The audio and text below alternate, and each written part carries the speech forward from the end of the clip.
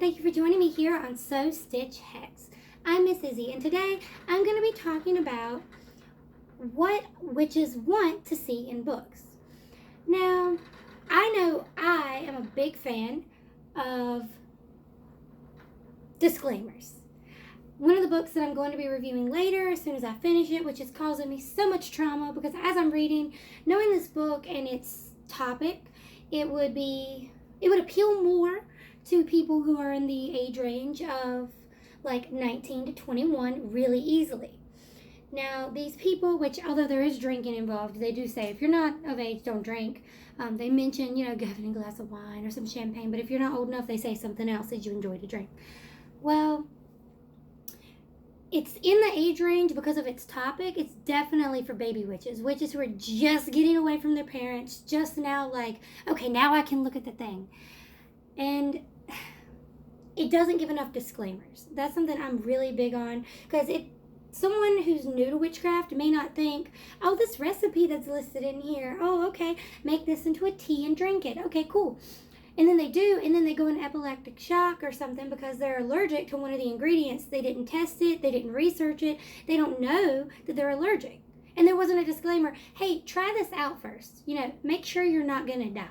Or, hey, make this bath. And that meme that you see going around about making a client from a tutorial video you saw on YouTube and then you have to take your client to the ER. Awful, because I know this happens. Like, I'm very aware. I am allergic to so many things, like Bath & Body Works products. I can only use the sprays and I can't use any of the other things. I mean, sometimes I can use the hand sanitizer, but everything else breaks me out, like bad. Can't do it. And I'm really cautious when I go places like the Ren Fair. They have the little hand candles, and sometimes I can use them. The hyperallergenic isn't always good for me. Like, it's not always hypoallergenic for me. Like, it's whatever. I'm fine. But I know this. I check this. I actually cautiously approach new herbs and other random plants.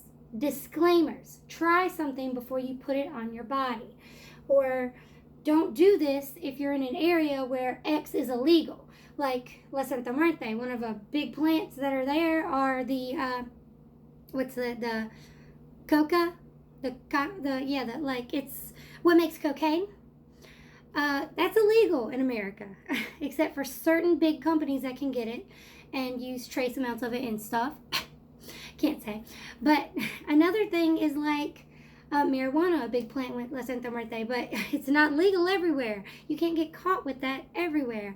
But it's a plant that can be used in witchcraft and in the practices of the followers of the School of Santa Muerte. That's a thing, but that doesn't mean that you can use it. Check your area, check your sources. These things aren't going to just tell you, hey, this isn't legal everywhere, or hey, this may kill you, you need to try it first, because, who knows. Another thing that witches that I ask, because this was a requested video, people ask for more in-text citations. Where did you get that information from? Is it actually a good source? What is it? Who told you this? Is it real? Did you just come up with this out of thin air, just pluck it and throw it for us to read? Is it actually a thing? People want to know. They want to know the specific source so that if they quote it later, they're not just quoting the text. Maybe they want to know so that when they look at the back at the annotated bibliography, which books should have them if they're using other sources. Like, it's one thing if you've just done something for so long that it's ingrained into your system, but it's great if you can go find a source that says exactly what you already know so that you have another reference that you can tell someone, this is where I got it. Same with any, like, scholarly report or paper or a literary review. All of these things, it's lovely when you can actually tell someone where you got this information. Well, in-text citations will tell you where it's specifically in the text where you got it, even if it's with a footnote, an asterisk at the bottom. I'd love that. That'd be wonderful. That was a big recommendation. People want to see more of its relevance to real life. People want to see more of the relationships between two items. So say you're talking about meditation in the overall scheme of this practice, but what does it do for your daily day to day? Or relating a particular spell to a real world problem that's happening this very second that is like basic. So people who aren't practicing, who don't know what's going on, will understand what is happening. Something as simple as that could be really helpful. I know another thing I would love are charts and diagrams. Oh, I love charts and diagrams. I love being able to see this because it's so break down like everything, and you can turn that into note cards. And I am a note card whore. I love note cards. So wonderful. Another thing would be, oh yes, looking at the actual like history of tools. They want to see more of the tools that we don't discuss and more of the actual definitions of the Boleyn versus the Athame and the actual differences and the actual uses of these, the first occurrence of these, actual history of these tools that we use every day, like the actual history of why we don cloaks. We had this discussion yesterday where we talked about the cloak being like your magical skin that you don before ceremony to really get you into the atmosphere of doing your magic. As they say, putting on like the face and the practice that you do for magic. But for a lot of modern witches, I see that they want to have that complete balance where they maybe don't want two of themselves. You don't want the one that goes to work and goes out to the bowling alley with your coworkers and the one who is dancing naked in the woods. Like, you don't want these two people. You want one person that is harmonious and can pray and be themselves. Just be 100% you all the time and not 50% of you and then the other 50% of you, and just break it up. Just kind of like witchcraft fluid everywhere. And I like this idea of like describing the tools, describing why we use the robes, the capes. Are we trying to hide our witchcraft selves and give ourselves a second persona? What are we doing? Why can't we be open? I know some people are afraid and some people can't voice their beliefs. And I want to know, is that the reason? I want to know more about the history of these tools. I know there are books on it, but I feel like a lot of the introduction to witchcrafts, they have the Wheel of the Year, they have basic colors, and most of them do like the more like Neo-Wicca colors. They don't do like the colors from like older religions where it talks about gold for money versus green for money, which I've talked about before, so I'm not going to get into it again. But things that are more relevant to everything, like things that we just don't hear about. Like, it's great you tell us about the Wheel of the Year, but so did those other 20 people that just published a book. So I got like 20 copies of the Wheel of the Year and a description for each one. Yeah, they're all a little different. They're all a different shade of cute for each one, but like I don't really need that many. Maybe 5, some variety, but like I don't need a bajillion of one thing. I'd like some detail on other things. Some people want to hear more about blood magic because it seems so taboo. It's too dark. There's a store up in Charlotte that I won't name, but it's super adorable. I might talk about it when maybe I'll do like a witchy haul video and I do myself in the stores, because there's some really cute ones in the Charlotte, North Carolina area that are precious. I don't get up there very often, but they're pretty cute. They are super light, and they don't have a lot of the authors I read, like Thomas Prower, would not make it into their store. Another person who wouldn't make it into their store. It's the writer of Full Contact Magic. A couple other writers that wouldn't make it in there. They write about more dark things. They write about like S. Connolly. She wouldn't make it in there because she writes about like demonic prosperity magic. She writes about drawing down Belial. Like, these things aren't going to make it into their store. They have Reiki. They have meditations, balancing your chakras and yourself and nature and plants. And they have crystals for days. But they don't have things that are more like, they don't have the dark side of the moon. They only have the light. And things like blood magic are a valid practice. You can do this. You can do this without having self-harm in a way that's like dangerous. You have a way that's perfectly fine. It's okay. People who like already test for like blood sugar will use their little and just use that for that. That's something. I mean, not everyone does that. I don't know that many people who do, but people can. It's a valid practice. I don't like fluids, and I don't bleed easily, so it doesn't work out anyway. It doesn't work. So, whatever, that's fine. My blood can stay inside, where it started. But Like, these are things people want to hear about. People want to see more of it in a non-taboo way. Like the book on sex, sorcery, and spirit by Jason Miller. Jason Miller wouldn't make into that store.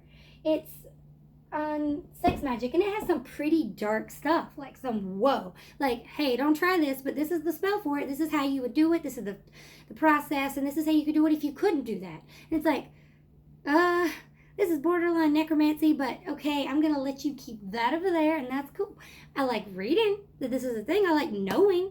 I like to know as much as I can, because no, I'm not gonna use it. No, I'm not gonna be like summoning the Hindu goddess Kali. I'm not gonna call them up into my space. I'm not gonna call up the Nagakanya, like snake lady that's really cool. I'm not gonna call them up, but it'd be cool if there's like a ritual on how to do it. Like, oh man, I like knowing this. This is neat. Add this into the arsenal for later. Zombie apocalypse, summon a goddess, help me out. Boom. I didn't think of that as an option for the zombie apocalypse until now, and I think that would be a great, great idea. Who knows? Maybe a goddess could take care of it. Summon a necromancer goddess, that'd probably be a better idea. But, like, talking about these ideas, talking about the scourge, talking about Castor's own natural, like, feelings, talking about, like, what we believe, really imbuing the self-confidence into yourself, the importance of believing in your magic. If you don't believe it's gonna work, it's not gonna work. And they've talked about this in Tomas Prowler's La Santa Muerte, which I absolutely adore. I will be doing a review. It's so cute. Absolutely precious. I adore it. And it has like a time period, like a break in it. But like things like that where they talk about the importance of believing in what you read. Like you read, believing in what you are writing, believing in what you're working. Like, even if you don't believe all of it, you understand that it can work for someone else. You believe in your own power. If you don't believe you can do it, it's not going to work. You think, oh, I'm going to try it, maybe it'll work, but you honestly do believe if you work hard enough, it will work. You have to believe. Push. Do it. Kind of like, I believe in fairies. I believe in fairies. Tinkerbell was fine. I believe in fairies. Say it again and again and again. I believe in myself. I can do this. I can do it. If you don't have that self-confidence, that inner power, that inner belief in your power, it's not going to work. And not a lot of books harp on it. They give you all these like spells and rituals, but they don't talk about the importance of your own inner power. Like, these are some things that they should talk about that they don't. And I mean, yes, we can talk about them lightly here and there on YouTube and on social media and all these little blogs, but seeing it in a text format would be great. Yes, I could write it. You could write it. He, she, they can write it. That'd be cool. I'd love to see it. We need to see it. Can't do all the things I want to see because maybe I don't feel qualified or maybe I don't have all the necessary stuff to write. Maybe I will one day once I have all the sources that I need for a proper book because I am super picky. I want everything to be perfect. So working on books, like I am working on a book, but it's going to take forever. I love it. It's going to take forever because I want it to be just so.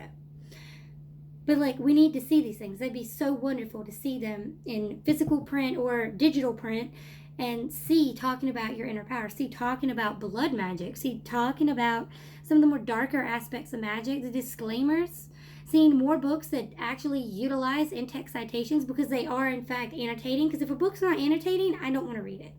If they don't have outside sources, I don't want to read it. If there's not a recommended reading list and there's not an annotated bibliography, no. It's cute, but it might as well be a diary.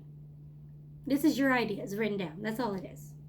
And I mean, those can be helpful, but that doesn't mean that's what I want. I want actual, like, this is the seal that's written from this text, which you can only find in this library, but here's a short insert that I was able to copy and take for this book. Okay, cool. That's great. Thank you. I need that. Love it.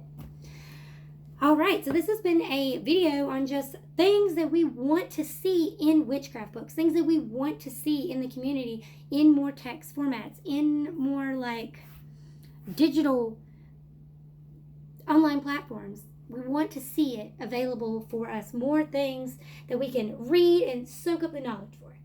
All right, thank you for joining me on So Stitch Hex, and I hope to cast a spell with you in the next video. By the way, as I'm leaving, I want to give a shout out to my aunt who made this lovely shirt for me. It says Sanderson's Bed and Breakfast, and it says children stay free, and it's like, that's hilarious. I love it. I absolutely adore Mary. This is so great. All right, I'll put a link for her Facebook sales in the description below. So thank you, and see you next time.